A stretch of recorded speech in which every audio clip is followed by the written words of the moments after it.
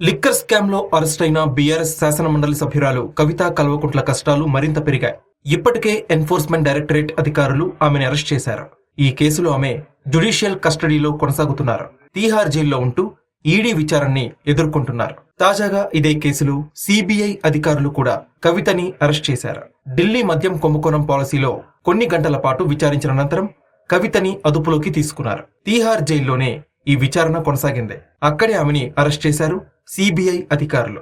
కవితని విచారించడానికి అనుమతినివ్వాలంటూ కొద్ది రోజుల కిందటే సిబిఐ అధికారులు దాఖలు చేసుకున్న పిటిషన్పై సానుకూలంగా స్పందించింది ఢిల్లీ రౌస్ అవెన్యూ న్యాయస్థానం. విచారణకి అనుమతినిచ్చింది. సిబిఐ అధికారులు అడిగిన పలు ప్రశ్నలకి కవిత నుంచి సరైన సంతృప్తికర సమాధానం లభించకపోవడం వల్లే అరెస్ట్ చేశారని తెలుస్తోంది. మద్యం పాలసీ కేసులో కిందటి నెల 15వ తేదీన ఈడీ అధికారులు ఆమెని అరెస్ట్ చేసిన విషయం తెలిసిందే.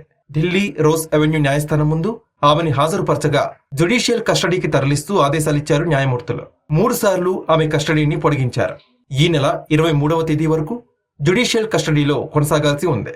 ఢిల్లీ మద్యం కుంభకోణంలో కవిత మనీ లాండరింగ్ కి పాల్పడినట్టు సాక్ష్యాధారాల్ని సేకరిస్తున్నామని, ఆమె నుంచి మరింత సమాచారాన్ని రాబట్టుకోవాల్సి ఉందని న్యాయస్థానానికి వివరించారు ఈడీ అధికారులు. ఇదే కేసులో సిబిఐ సైతం కవిత కస్టడీని కోరుతూ పిటిషన్ దాఖలు చేసిందని ఈడీ తరపు న్యాయవాది గుర్తు చేశారు. దీన్ని బట్టి చూస్తే ఈ కేసు తీవ్రత ఏ స్థాయిలో ఉందో అర్థం చేసుకోవచ్చని పేర్కొన్నారు.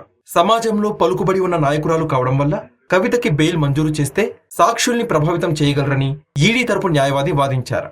సాక్ష్యాధారాల్ని ట్యాంపర్ చేసే అవకాశాలు లేకపోలేదని చెప్పారు. అందుకే మరో 14 రోజుల పాటు జ్యుడిషియల్ కస్టడీ కావాలని కోరారు.